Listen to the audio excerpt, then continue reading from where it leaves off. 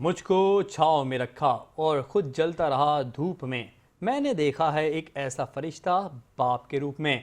आज दुनिया भर में फादर्स डे मनाया जा रहा है, एक ऐसा दिन जो हमें अपने बाप के उस सायादार वजूद की याद दिलाता है जो हर मुश्किल में हमारी ढाल बनता है।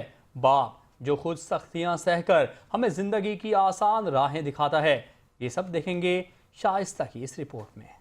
दुनिया में माँ को जितना बुलंद मुकाम हासिल है, बाप भी किसी तरह पीछे नहीं।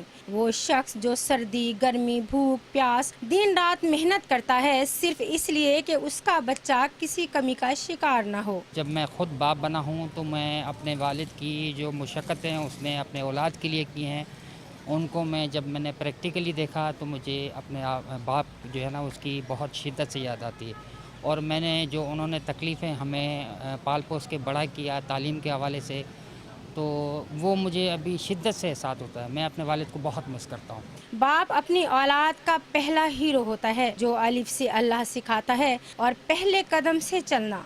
हमारे वालिद साहब ने हमें जो पाला है, मेहनत की है हमारे लिए, तो हम जानते हैं जब हम बड़े हुए उस वक़्त तक मेहनत की है उन्होंने, बड़े लाड प्यार से पाला है। आज हम जवान हो गए, बूढ़े हो गए, आज हमारी भी औलाद हैं, बेटे हैं मेरे, 3 बेटे हैं माशाल्लाह, 4 बेटियां हैं।